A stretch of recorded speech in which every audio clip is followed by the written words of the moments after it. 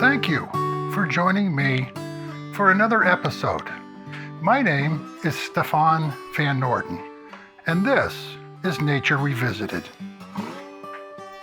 Not everyone has the same access to nature.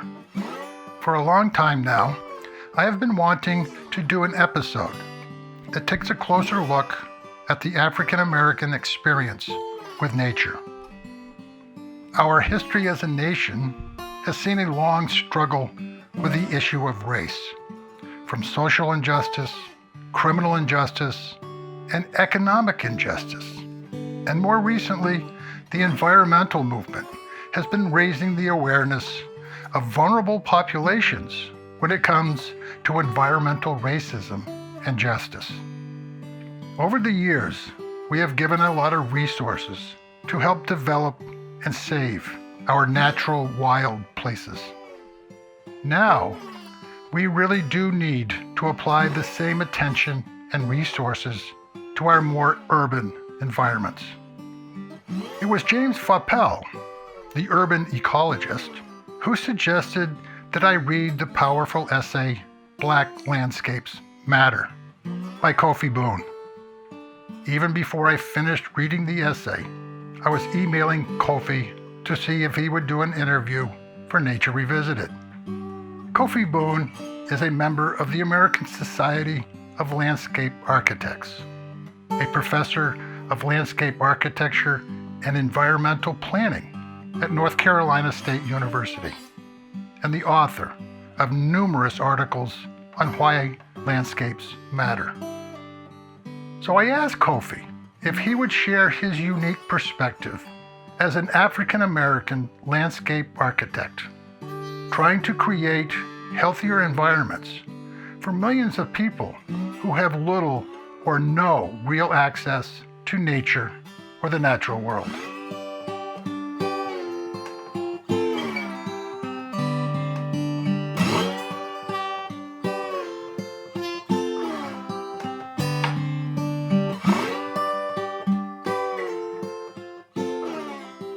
How are things in North Carolina?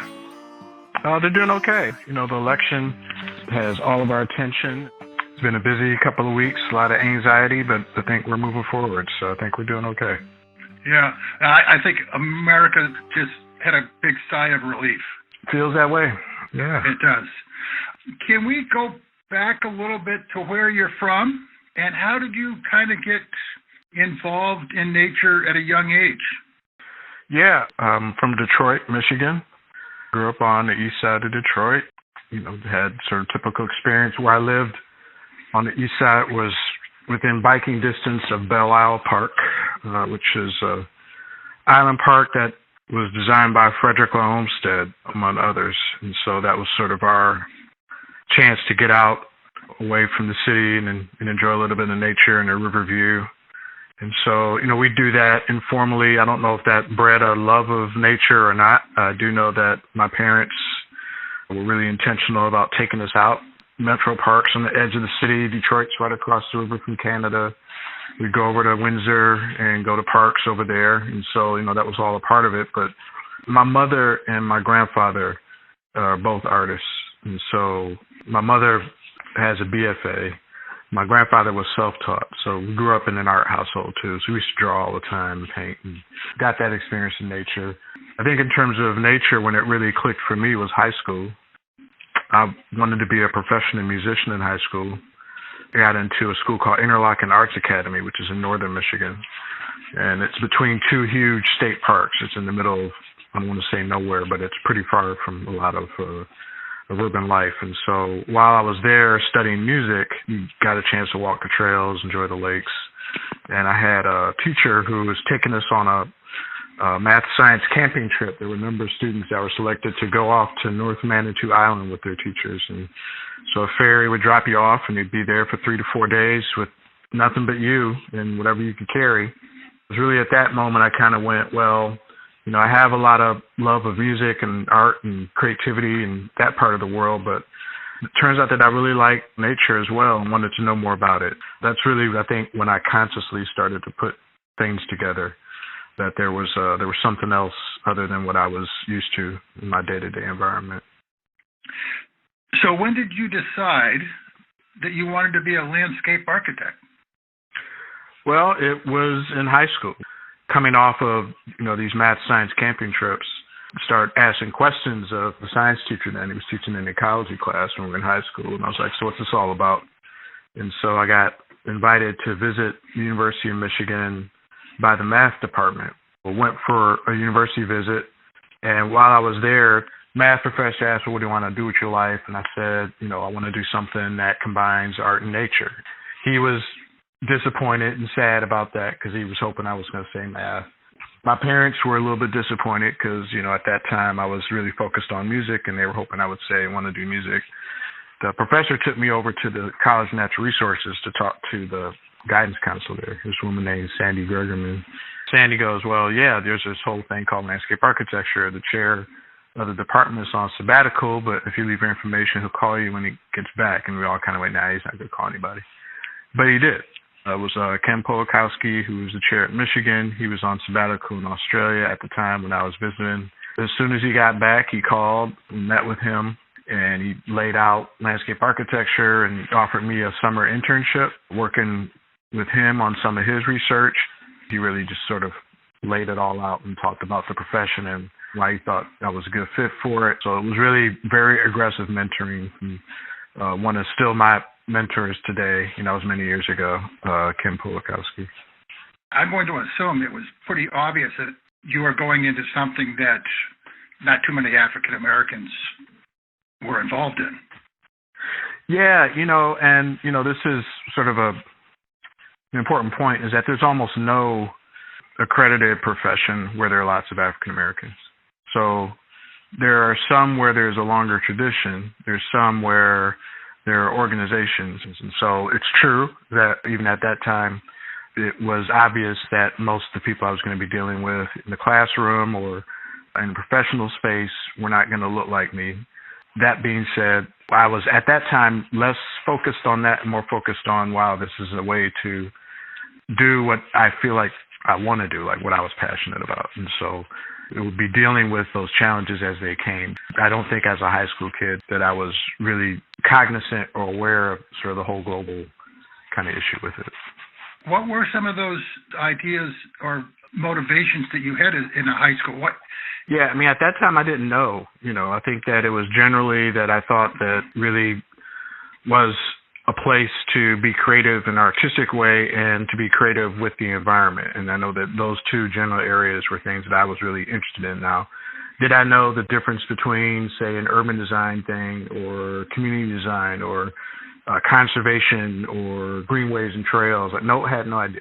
But that idea of just broadly of, hey, I can be creative in the built environment. That's something that was the first draw. Now, the second one was there was a lot of reflection on the disparities between different communities and different places. And so even reflecting on my experience in Detroit, once I had a chance to get away from the city and see other places and see, wow, this is what parks and trails look like. This is what it means when there's landscape available for everybody and there's safe places to play. And then I reflect on my own environment and I'm thinking about, well, why can't where I was from enjoy the same benefits as other places, particularly with the landscape and with the built environment.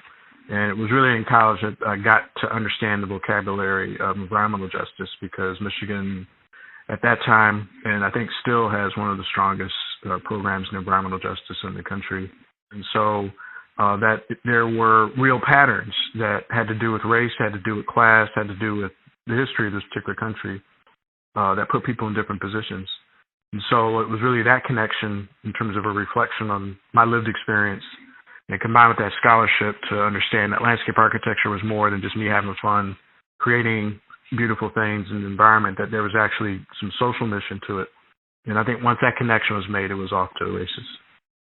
If you could kind of address how you see that has been and its unique importance to the African American community. Yeah, I'd say that there are different experiences based on where you're from and what your position is. I have people from all over the diaspora in my family. I have people who were immigrants from West Africa. I have people who are immigrants from the Caribbean. My mother and my father's side are primarily descended from enslaved African people. So there is evidence of African people having contact with indigenous people in the United States before European colonialism. For the majority of us, our first tie to this country is through enslavement. The idea that African people were brought here as free labor, built wealth in this country, and from an indigenous people's point of view, on stolen land. Free labor on stolen land is sort of the beginning of this whole conversation. Even though enslaved African people were brought and stolen to come to the United States, that they came with skills and they came with an attitude about the environment that they cultivated wherever they were from. What I've written about, what others have written about is, how integral that African knowledge was, that literally came from specifically selecting people from the African continent who had those skills. So that whole perception of sort of big dumb brutes and labor and unthinking and learning all these things once they got here just isn't true. Even within that, there's evidence of African people doing the best they can to establish their own spaces that are based on their own rules and their own way of thinking about things. There's a lot of writing about yards and common places, other things where they could exchange food and tell stories and speak their native language and, worship and do all the things that you need for humanity, even under really brutal conditions of slavery. In terms of the long arc of landscape and environmental connections, yes, there are lots of stories. I'll tell one. Where I'm in North Carolina, some of the earliest wealth in our state was really tied to longleaf pine, harvesting longleaf pine, the trunks for ships' masts, the tar to kind of seal ships and make them weatherproof. That's why it's called the Tar Heel State. African people were really essential to all those things, right? So enslaved African people did a lot of that labor. However, they were also, using their cultural knowledge of plants, medicinal plants, healing herbs. They were reading that local landscape to understand that this bark is good for this root is good for that, these leaves are good for that. Because they were excluded from traditional medicine, they were excluded from traditional treatment. And so parallel to this whole environment, there are all these examples of African people going out into nature, even discovering a new sort of ecosystem and testing and understanding and using methods to provide their basic needs from the land. So between rice, there's so many stories from all over. It's not 100%, oppression, brutality, I hate working the land. There's also evidence of people really adapting to this new place and finding new ways to deal with it. But in a contemporary sense, like when you deal with the 19th and 20th century, where very oppressive laws that controlled your movement, black codes, Jim Crow laws, sundown towns, this incredible control of movement, made being outside, being in public, you're at risk, particularly around white folks, particularly in the South. There was always this sort of double kind of situation of people reaching out, finding ways to continue their lives, but also in the context of incredible odds along the way. Would you say that, like most people, the African American community is at present kind of disconnected from nature? I would say yes and no. I'm going to ask you, what do you mean by disconnected to nature? Well, as someone who lives in New England and is, I garden and I have a real deep love for nature, I look at our country and the world and I see that we're really heading in the wrong direction. And that one of the reasons we're heading in that wrong direction is that we're disconnected. We don't have a personal attachment to nature. I mean, we are nature, but we don't live as if we are. Yeah. I think there's a lot to it. I mean, I think, great memories of exploring in the woods or playing in the dirt or playing in a creek or working the land, like that has a lasting lifetime sort of set of benefits, but the lack of access to that at that time period has a lasting set of challenges.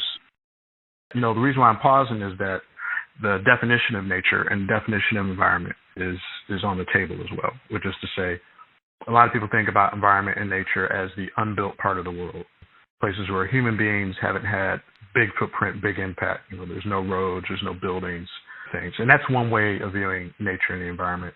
But, 21st century is really about there really isn't a part of the Earth's surface that humans have not impacted. So the whole Earth, in a way, now is sort of nature, including the urban systems and the urban environments that we live in. And that's been one of the challenges that the environmental justice movement has put on the table regarding redefining nature to not exclude urban environments, not to exclude the areas that are human dominant, that's a part of nature too. And that those places need to function and operate better, transform, and not just focus on the unbuilt places. So the reason why I'm putting it in that context is to say that if we think about how urban environments are not separate from nature in our contemporary way of understanding it, then we're all engaged in nature. And it's just a matter of finding those moments when we can focus and target and connect, and not relegate those to when we can get outside of cities, outside of urban environments, because it's just not how it works anymore. It's a broad topic, but I think that the first part is the definition of nature and defining nature as places where a lot of Black and brown people are versus where all these places are that supposedly have all this nature value. So, the National Park Service, and they were celebrating their anniversary a couple of years ago, they were trying to break down some barriers to get more Black and brown folks to national parks and to heritage sites and to other places. They have rates of visitation by people of color and Black folks that are less than our representation in landscape architecture. And why would that be? Well, in some ways they're really hard to get to. They're far away. Once you get there, they're expensive to stay at. So embedded in a lot of how we encourage people to engage with nature are a lot of economic and cultural costs that we don't account for, that can explain why some groups of folks, it's no problem. Hey, let's go, let's do it. Some groups of folks are like, no, I'm not doing that. What we choose to define as nature is like the next kind of piece. So we don't invest heavily. Actually, we've divested from urban parks, from places that are closer to where African American, Black and brown people live over the last 30 years, and relied on either philanthropy or nonprofits or other organizations to kind of fill the gaps. So city park systems, state park systems, county park systems, efforts to restore environmental features in the neighborhoods where people live. We pull away from that. And so, those are two dynamics. There are legacies that are generational in terms of perception of safety in certain public spaces.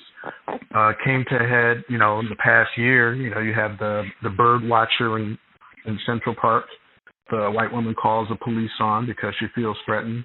You have people who are being chased and harassed in forest lands in Kentucky based on the color of their skin. Spaces are not for you, and that the laws that bind us all together they don't apply when we get into wilderness areas. There's still people who harbor that fear and that perception of going out into places unprotected, undefended, in the midst of certain parts of our population, particularly poor white people. So there are a lot of layers to the question that you're asking in terms of that perception that are at play. But I think at root is we have not successfully engaged Black and brown communities in defining what they think nature and environment is, such that we can look at what needs to be accommodated. It is an issue of it being close to where you are. Is it an issue of the programs and uses that we need to encourage? Is it a matter of how we tell the story? Is it a matter of safety and laws and policies such that you feel safe going to these places? Is it an economic barrier? There's just a lot of questions. And so I think that conversation is something that has not occurred, and that is something that needs to occur in order to really figure it out. A lot of other groups have had those conversations of figuring out, this is what it means for us, therefore this is where we're going to go, and this is what it needs to accommodate, and in order to make that happen, these are the resources we need. We haven't had that conversation in terms of the Black community yet. Can we talk a little bit now about environmental racism? Sure. And what are some of the ways that it manifests itself? It's probably helpful to talk about one of the early cases that coined that term and then couch it. So environmental racism is now known as environmental justice, but environmental racism was a situation that was identified through a report that was released in 1982, and it was really out of a struggle that happened in North Carolina, Warren County, where the state of North Carolina was engaged in siting a landfill for PCBs. The companies that were looking for a location to store all these sort of toxic chemicals used a racial and political analysis to identify communities that were least offended, or communities that were least aware, or communities that really would put up the least amount of resistance. And so they specifically chose very low-income, predominantly black community because they felt that was the path of least resistance. Like they didn't have as many political ties or many economic ties or much education about, what the fear of this was. And this is after other communities had resisted that were predominantly white in the same particular area. And they were wondering if that was the only situation where that was true, like this little small county in North Carolina. And so the study from United Church of Christ started to identify this pattern across the country of the siting of toxic waste, landfills, the routing of freeways, anything that's seen as a noxious use. And so they found across the country, when they looked at these sort of, at that time, toxic and noxious uses, that the highest predictor of one's proximity to these things was race. Above income, above education level, above all that stuff. So that correlation, that pattern of citing environmental bads with black and brown communities, particularly low wealth, was identified as a pattern of environmental racism, and that led to sort of the beginnings of the environmental justice movement. Where I used to live in Detroit, I-75, well-documented freeway to destroyed what was then known as the Black Bottom community. And so it's grown up into a broader movement now, where it's also an advocacy for environmental benefits, the lack of access to parks and green space, the lack of access to fresh and healthy foods, the lack of access to other bodies of information. And it's actually grown up into climate justice. Climate change will disproportionately affect black and brown people, and that is a component of issues of environmental justice as well, grown up into climate justice. So, there are steps along the way, but the shortest explanation I can give you, it was born from this realization that race, particularly in America, has an impact on one's political mobility and power and efficacy, economic mobility, power and efficacy, geography, in terms of where black and brown people live. And whenever there are decisions that will radically alter that environment, they are the least able to resist. The Mississippi Delta is a great example of this in terms of what's known as Cancer Alley, where in the 70s and 80s, when the state of Mississippi relaxed a lot of environmental regulations in order to attract reinvestment, Dow Chemical and a number of companies moved there and no environmental oversight. It's the assumption that these communities would not resist, resulting in real crises like lower life expectancy, high infant mortality, cognitive development issues. So it's a pervasive pattern, and it's uncomfortable for some people to hear that it's tied to race, but there's so much data correlating it that it's almost indefeasible right now. So there again, this is the next question. It's kind of broad, but why do black landscapes matter? I'll say that if I told you a history of landscape architecture, and I decided to tell you that the whole scope of what landscape architecture is was all on the continent of Africa, and we didn't talk about France and the Palace of Versailles, we didn't talk about Berkham's Head Park in England, we didn't talk about Zen Gardens in Japan, we didn't talk about the Alhambra in Spain, you'd scratch your head. You'd say, how could you exclude other ways that people decided to build and deal with their landscapes? If you pick up any landscape history book, mainstream, when you go through that example, there is no reference to anyone of African descent. Part of it is about the framing of what we think of as landscape architecture and what we think of as landscapes. Communicates to others how inclusive or exclusive it is. Whether or not you can see yourself in a profession or in a story about a profession matters to whether or not people think that it's useful to their particular communities. Right? One reason why black landscapes matter is because white landscapes matter and other landscapes matter. There are several layers to why they matter, but the first layer, which is important, is that the story that we've told about landscape has not included significantly the culture of black people, African Americans, as a part of that story. It's always an appendage, an extra, an add-on, a leftover. But the way that we've told the story, the way that we've identified cases that we celebrate, the way that we teach the story, the way we communicate with communities about the value of what we do has been extremely exclusive, a very narrow band of what landscape architecture is, and doesn't include the lived experiences, particularly of the people that we need to serve. Changing diversity of our country and the global diversity of the profession, interests of meeting the needs of this rapidly diversifying population means identifying places, people, concepts that are outside of that mainstream that can connect with the communities that we have to serve and provide better solutions. It's important to have places where people can get in touch with the process.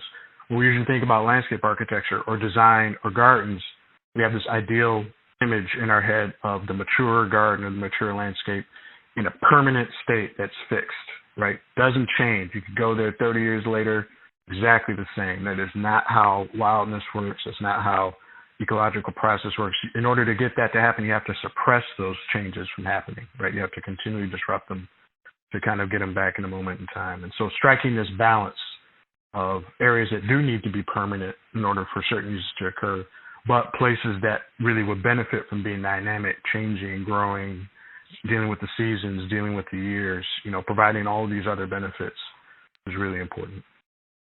So do you see that things are starting to change? I think it depends on where you are and who's working on it. Yes, I think that in other parts of the world, they've been changed for a long period of time. I think that in American context, it's regional. This is where you are in the Northeast, the Pacific Northwest, the West Coast. There are many places where that's intentionally happening, where people are looking at it at all levels, policy level, planning level, design level, implementation level, maintenance level, education and programming level. Like people are thinking comprehensively about how that happens. I think where we are in the Southeast, it's a struggle because in a lot of ways, we're still dealing with the growth boom of the Sun Belt states. And there's a perception from a policy standpoint where we are, where anything that's perceived as a restriction or a constriction on growth is bad. And so we're fighting it from a policy standpoint of saying ecologically, environmentally, preserving, protecting, connecting, integrating into the things that we're doing is important. It's happening in pieces, but it's not a coordinated piece. So I think it's regional where we are. I think there are regions that are doing better than others at this. I'm definitely hopeful for the future, for sure. What I tell my students is that I started grad school when, landscape architecture offices were closing because there wasn't any work. By the time we graduated, that's when the economy started kicking in again. It's when there were a lot of changes made to correct during that recession that produced a very different way of practicing when we graduated. And I think we're in the same boat now. Been a lot of people that have been trying to move forward on important issues framing the 21st century. And the idea of rethinking the experiences where people actually are and thinking about how nature can work and operate to help people where they actually live and not just always relegating it to places far away from cities. Those are all things that people were talking about before, but they're actually moving on and acting on now. And so I think people coming out of this era, particularly students, can look forward to probably the most coordinated conversation between organizations, institutions, tied to landscape architecture in particular, about these particular issues. And so I'm excited about my students because very few of them selected to get into landscape architecture for issues that we would consider tangentials. They have very strong social conscience. They have very strong passion to actually make a difference in the world through the built environment. See, working in this realm as an active realm and wanting to be active players in it. They're really hungry for that opportunity to do that. And so they're already starting with a leg up, like they're beyond where I was when I started. And it comes out in their work. So, this year we weren't able to have our ASLA, American Society of Landscape Architects, national meeting due to COVID, but there's an awards program. So they recognize students, they recognize professionals. We won a professional award this year for our work, hurricane disaster recovery in Lumberton, North Carolina. Won an honor award in analysis and planning for the work that we did with that. But our students won awards, one researching the impact of peat and wetland systems in sequestering carbon. and maintaining cultural ties to the landscape. Another for disaster recovery plan for a community on the water, dealing with sea level rise, and so the creative integration of parks and natural systems to deal with protection from flood and storm surge through design, and being able to even measure the potential benefits of it. So those two came from students and were recognized nationally. And, in the midst of all of the struggles that we're facing, people are still finding ways to persevere, still finding ways to communicate their vision, that they're going to be well equipped to handle the issues we're going to be facing for the rest of the century. If people are interested in learning more, there are a number of resources out there that are available to them. For people who don't know what landscape architecture is, the organization is the American Society of Landscape Architects. It's our professional organization. The website is excellent in terms of introducing the profession. There are a lot more resources out there for people who have a social and environmental conscience. There are a lot of places for people to go to get more information about what we discussed.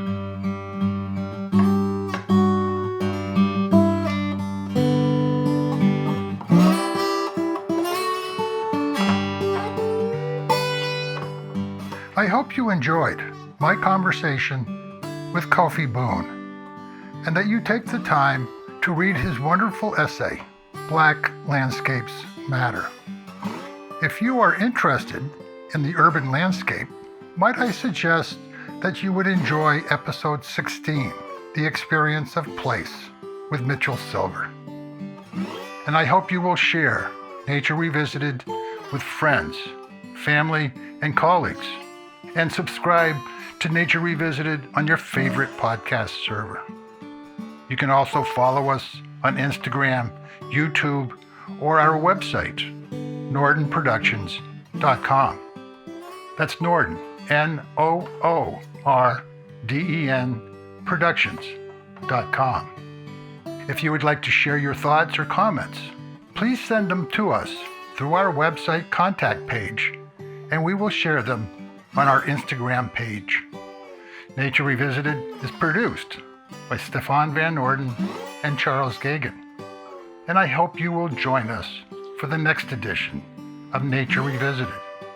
And in the meantime, remember, we are nature.